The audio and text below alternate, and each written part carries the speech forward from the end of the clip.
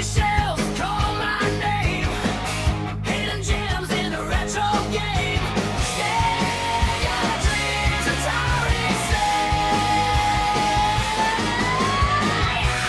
Hunting for classics all night long. Hey guys, welcome back to Nick White Classics. I'm Nick, and this is my new show, Hunting for Classics, where we're going to be searching used game shops, estate sales, thrift shops, whatever we can to try to find classic video games. And in today's episode, I searched a handful of shops in the Central Ohio area, and I walked away with a ton of classic goodies. So make sure you stick around and see what I was able to find. Okay, so the first stop in today's adventure was GameStop. And unfortunately, they don't carry any Atari 2600 games, so I moved on. So the first stop was a bust, but stick around, it only gets better from here. Next, I stopped at UGA Games, and they had one small bin of Atari 2600 games. There's a ton of common games in here. Missile Command, Basketball, Grand Prix, Football, Star Raiders, Demon Attack, Pac-Man, and I ended up picking up Street Racer, Super Challenge Baseball, and finally, Frogs and Flies. So we picked up 3 Atari games here, not too bad. From there, we went to the mall and stopped at Level 1 Games. This is an awesome shop.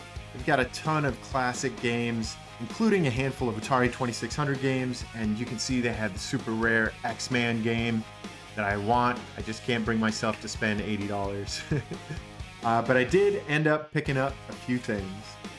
At Level 1 Games, we got Sorcerer for the Atari 2600 and Batman Returns for the Sega Genesis. I've never played either of these, but the artwork on Sorcerer looks awesome, and Batman Returns is a classic. So next, I went to Play It Games, Music, and Movies. They got a lot of cool stuff at this store, including a wall of Nintendo NES games that I was just drooling over. Unfortunately, my Nintendo NES needs some cleaning. It's not currently working. So they also have a ton of Sega Genesis options, so I was happy to dig through there and see what I could find. And of course, they have Atari 2600 games for a super reasonable price.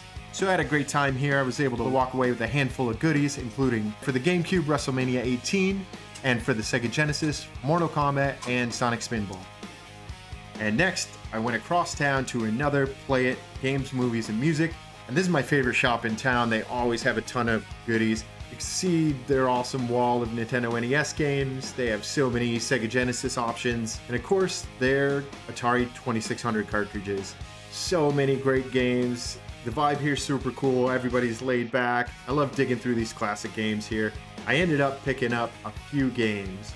For the Atari, Brain Games and Midnight Mania, and for the Sega Genesis, Royal Rumble.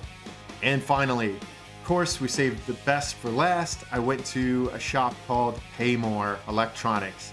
And here they had 2 huge bags filled with Atari 2600 carts. A ton of games that I'd never seen before. So of course I had to pick a bunch up. So many classic games here. Some I've heard of, some not. They have the game Hero. They have the game Cosmic Commuter, which looks like a lot of fun.